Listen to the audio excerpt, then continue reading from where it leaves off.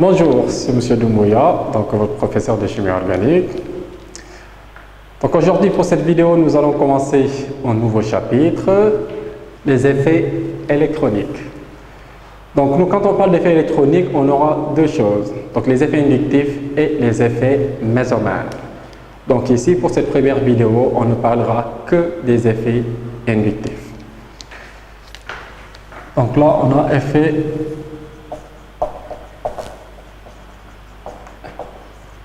inductif. Donc quand on parle d'effet inductif, on aura toujours des électrons d'une liaison qui se rapprochent plus d'un atome que d'un autre. Exemple. Donc là, je donne deux atomes d'hydrogène. Donc chaque atome apporte un électron pour former une liaison covalente. Donc là, je rappelle qu'une liaison covalente, c'est la mise en commun de deux électrons entre deux atomes. Donc nous, on aura ceci. Les deux électrons sont au milieu. Donc, puisque les deux atomes sont identiques, il n'y a pas un qui est plus électronégatif que l'autre, donc les deux atomes se retrouvent au milieu. Maintenant, j'ai H et là j'ai Cl. Donc, les deux vont se lier. Si les deux se lient, on aura aussi H, Cl. Mais le problème, c'est quoi? Cl est plus électronégatif que l'hydrogène. Donc les électrons seront plus proches du chlore que de l'hydrogène. Bon, ici, on aura une charge partielle négative qui va apparaître et une charge partielle positive. Donc là, c'est ce qu'on appelle l'effet inductif. Donc le chlore qui attire les électrons est inductif attracteur. Pourquoi? Parce qu'ils attirent les électrons de la liaison. Donc tous les atomes qui sont électronégatifs sont inductifs attracteurs. Maintenant, ce qu'il faut retenir, pour les inductifs donneurs, donc là je ne vais pas entrer dans les détails avec l'hyperconjugaison et autres, mais retenez juste une chose, tous les alkyles, il n'y a pas d'exception. Donc tous les alkyles sont des donneurs par effet inductif. Donc là je rappelle qu'est-ce qu'on appelle alkyle. Un alkyle c'est un alcane qui a perdu un H. Exemple, regardez CH4, c'est le métal. Si on élimine un hydrogène, on aura CH3, c'est le méthyle, donc c'est un alkyle. Donc ce méthyle est un donneur par effet inductif. Donc ici, que ce soit un groupement méthyle, un groupement éthyle, ainsi de suite, sont des donneurs par effet inductif. Maintenant, on va voir le cas d'un carbocation. Donc qu'est-ce qu'on appelle carbocation? Un carbocation, c'est un carbone qui est chargé positivement. Donc si on nous donne un carbone qui est chargé positivement, donc ce carbone est lié à un CH3, donc c'est un alkyle, un méthyle.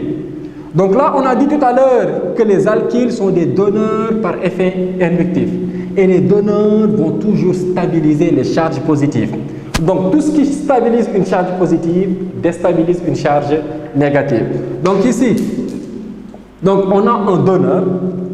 Donc le groupement méthyle va repousser les électrons de la liaison vers ce carbocation pour stabiliser ce carbocation. Donc là, je donne CH3, CH3. Donc là, j'ai aussi une charge positive.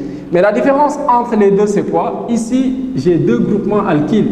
Donc ça veut dire que les deux donneurs vont stabiliser davantage cette charge positive que ce qu'on avait au départ.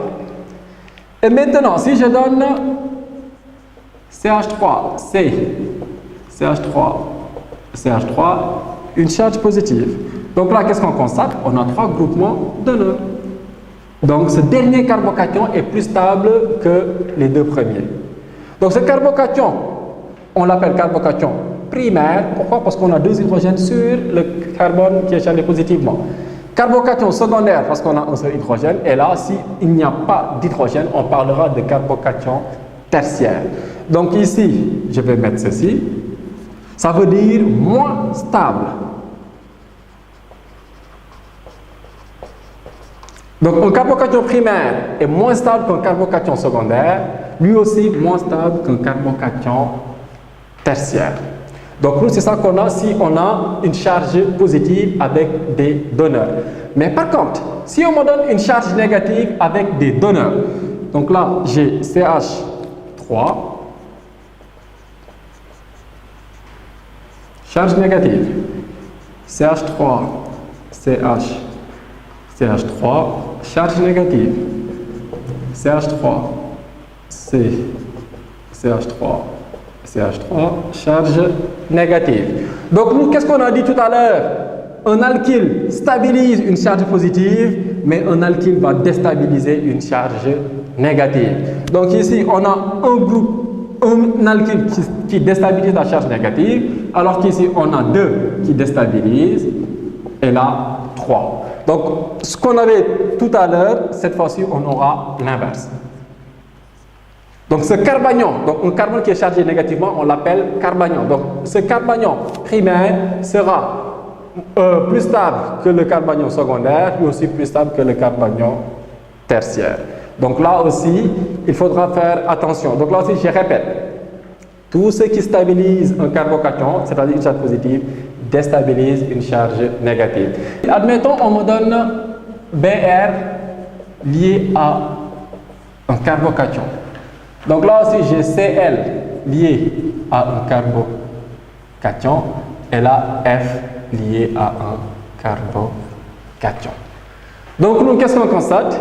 Ici, on a des attracteurs par effet inductif. Pourquoi? Parce qu'on a des halogènes. Br, Cl et F sont des halogènes.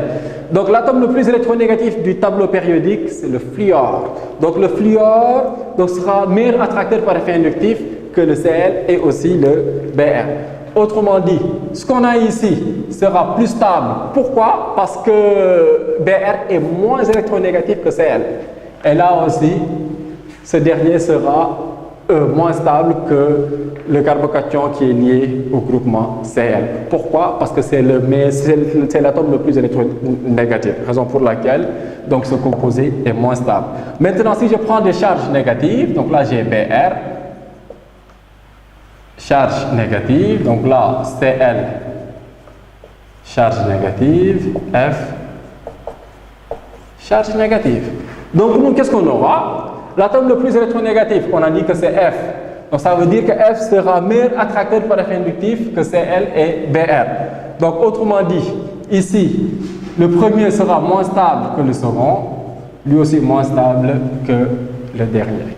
Donc là, ce sont les choses à retenir, parce que si vous ne comprenez pas les effets inductifs et aussi les effets mésomères, vous aurez du mal à comprendre les mécanismes réactionnels. Pareil aussi, pour déterminer l'acidité ou bien la basicité d'une molécule en chimie organique, on utilisera toujours les effets électroniques pour l'expliquer.